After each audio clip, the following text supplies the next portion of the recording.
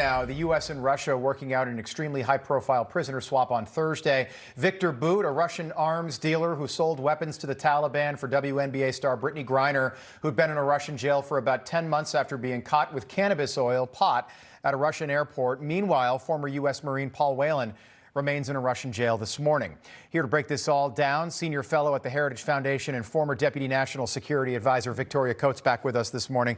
Victoria, great to have you back on. Want to get your reaction to this prisoner exchange. And then there was this reporting over the weekend from NBC that said basically the Biden administration had the option to choose either the former U.S. Marine or the WNBA player in this deal. Russia wanted a one-to-one deal. They could have had either. Then NBC retracted that story with no explanation. What's going on here? Well, good to be with you, Rob. Yeah, it's a very curious situation. I mean, we have the reports from former National Security Advisor John Bolton that President Trump was offered Viktor Bout for Paul Whelan in 2018. And I was working for Ambassador Bolton at the time, and I remember going through the file on Bout, and I mean, he is a truly reprehensible person. And the issue there was that if you did a one-for-one swap with Bout and Whelan, in the president's mind, you were basically equating their activities. And Bout being such an awful person, you know, and then also being such an important tool for Vladimir Putin, strategically, it was not a good swap for the security of the American people. So as important as it was to President Trump to bring home Americans unjustly detained abroad, he rejected that swap, and it looks like it was back on the table, but President Biden elected to swap for Brittany Griner. How much of that do you think was political, if that is in fact the case? Well, I mean, it's hard to see it through any other lens. You know, I don't think Brittany Griner wants to be a political pawn any more than the next person, and certainly she wanted to be home with her loved ones, and it's a good day when an American comes home.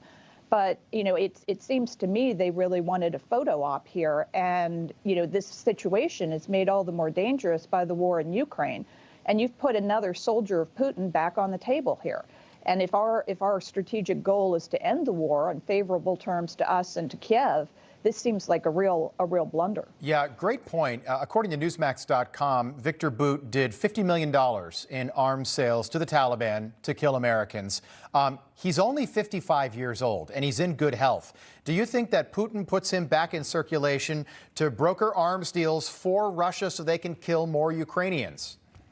Oh, absolutely. And I mean, that has to be why this was such a priority for Putin. They served in the KGB together. They're old cronies. And what made Bout so powerful is he owned his own fleet of planes, and so was able to transport illicitly all of these weapons to various places. I was listening this morning to an interview with a woman from Liberia whose family was horribly impacted by the millions and millions of dollars of arms that Bout poured into that poor country. And, you know, all the people who have suffered because of his crimes have no justice. And now he's just going to go and counter the hundreds of billions, or $100 billion worth of military and economic assistance that the United States has poured into Ukraine. It's really self-defeating. Donald Trump got 54 captives out during the 4 years that he was in office. Do you think a deal like this, and I know there was a deal on the table you mentioned in 2018, would a swap like this have ever happened under the Trump administration? Well, it didn't. And I think the president's prioritization of that, even for some folks who were not politically aligned with him, but it was still important for him to bring Americans home, even though some of them were critical of him afterwards.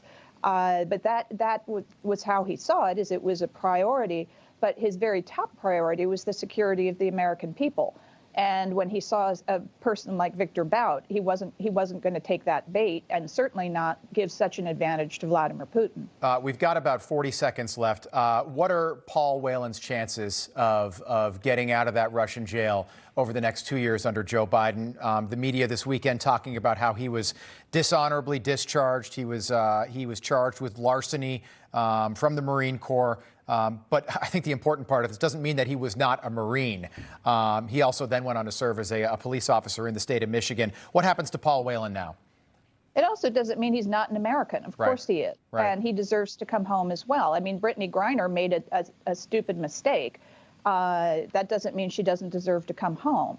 So I'm very concerned that now we've given up such a huge piece. I tweeted tongue in cheek, you know, or what are we going to have, zombie Stalin? I mean, what do we have that could possibly tempt Putin at this point? It's a real concern. Yeah, Victoria Coates, great points as always. Nice to see you again. Thank you.